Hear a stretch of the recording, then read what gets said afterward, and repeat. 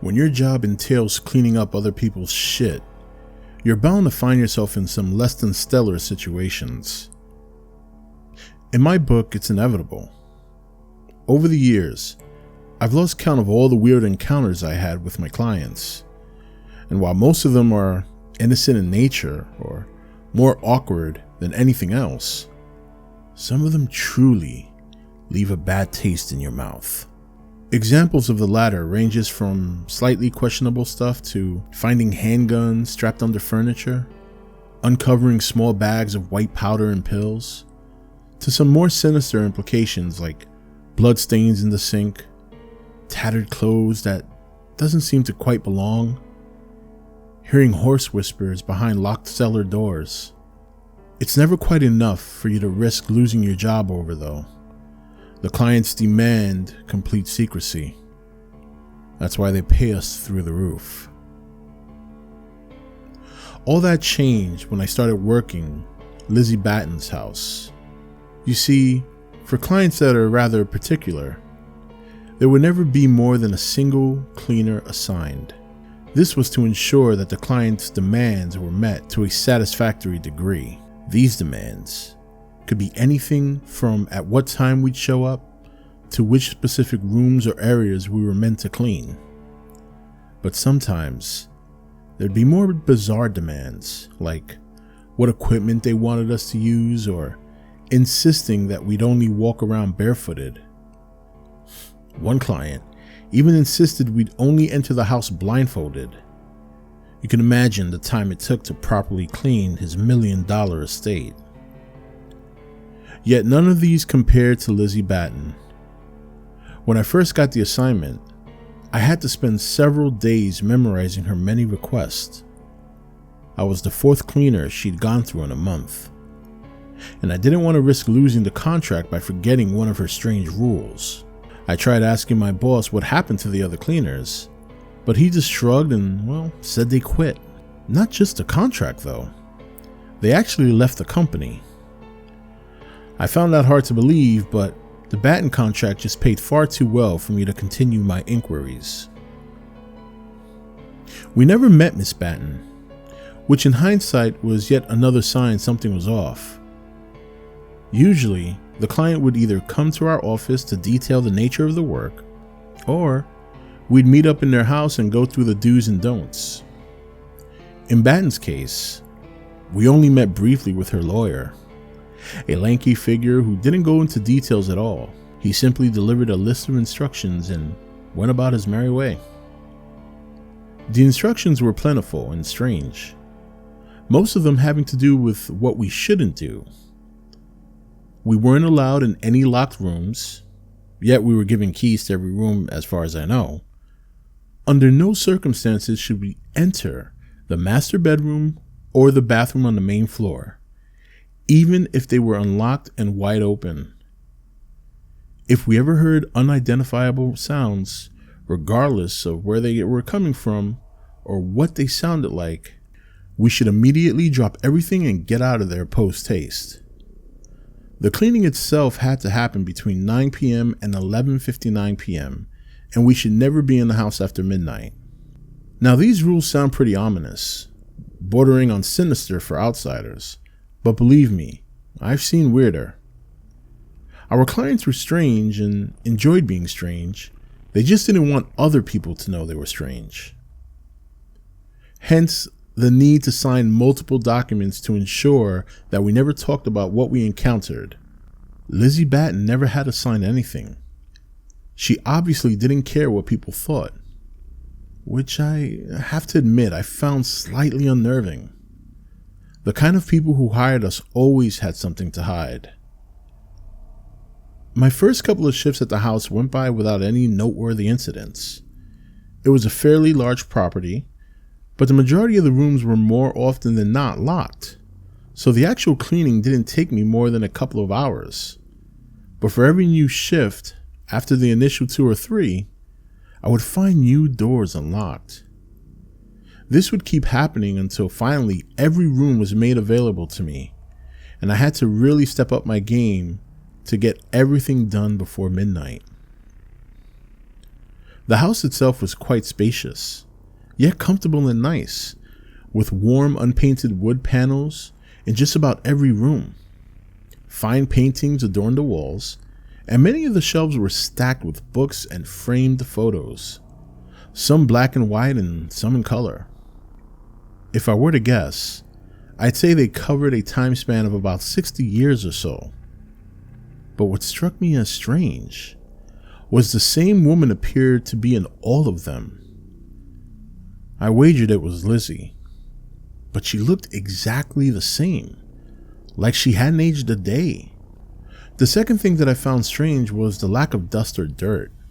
Everything was spotless. Well, except for the flies. For some reason, there were flies everywhere, and their corpses littered the windowsills. I spent the first couple of shifts trying to ascertain where they were coming from, but I could never figure it out. They did seem to grow in numbers around the main hall, but there were only 2 rooms I hadn't ruled out: the master bedroom and the bathroom. After a couple of weeks, I'd start hearing the sounds, usually between 10 and 11 p.m. Sometimes they'd be really faint, other times quite loud.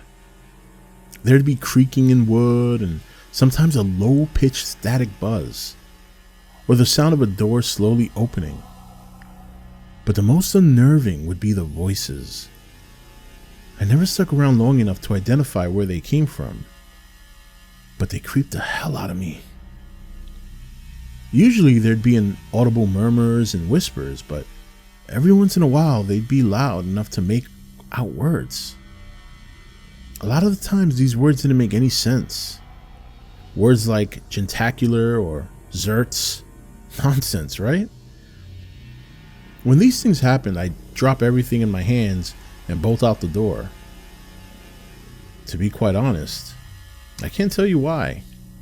I mean, I know it was written in the rules explicitly, but somehow I think it went deeper than that. It was like I could feel that something wasn't right, that I'd be in danger if I stuck around.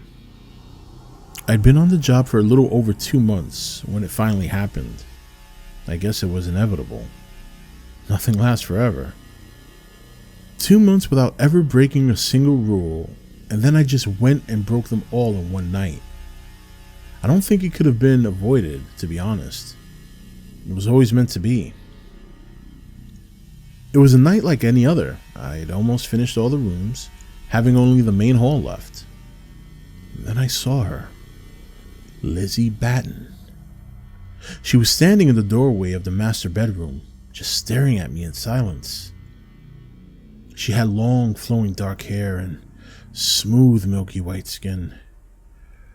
Her gaze glimmered in emerald green, and an eerie grin rested on her rosy lips.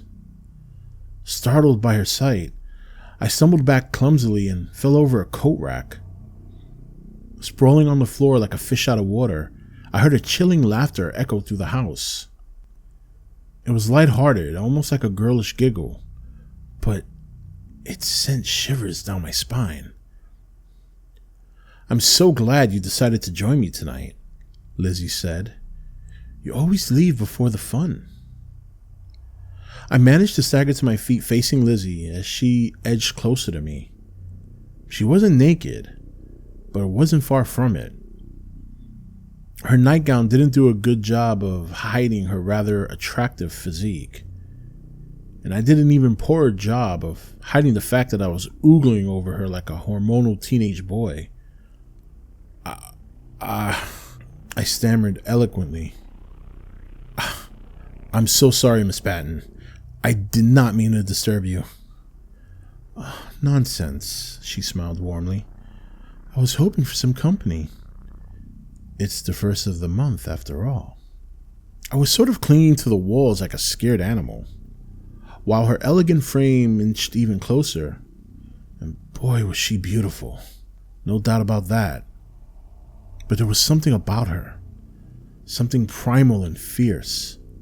Something wild and aggressive. Something that reached into the very core of my limbic system and rang every alarm bell there was. I realized then that I had to get the hell out of there. But just as I was about to make a run for it, she grabbed my arm. "Will you take a bath with me?" she asked gently.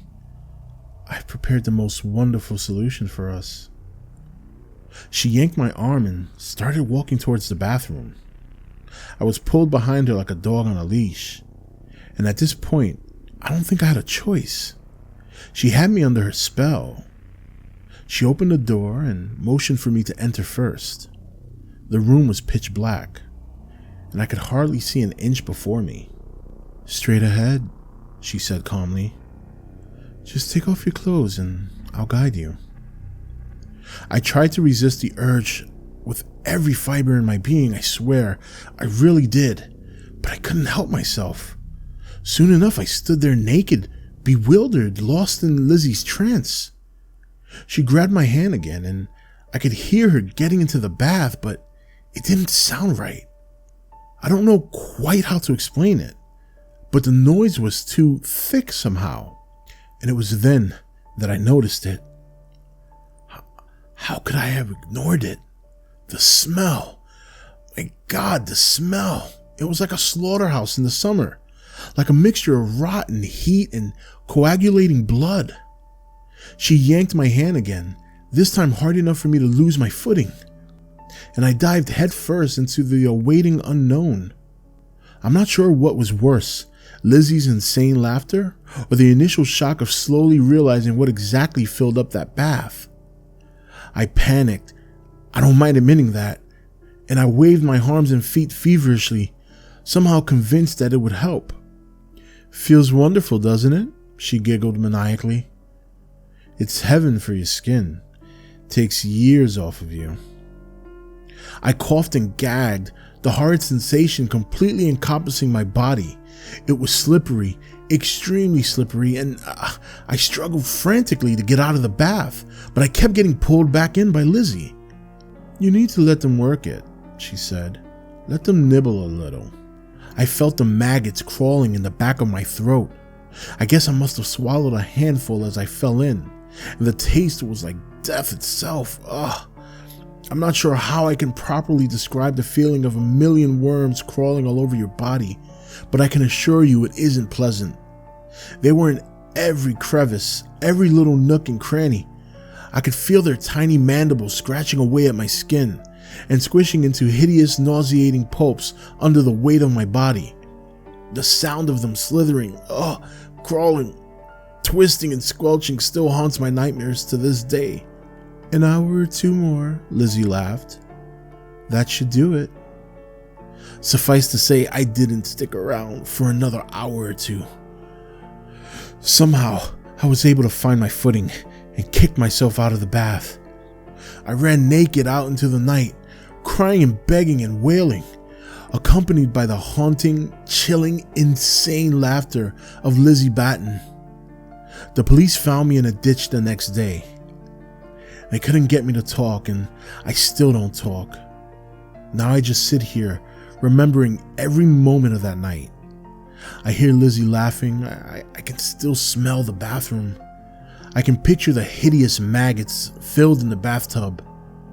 I feel the worms squirming all over my body, and I can taste death in the back of my mouth.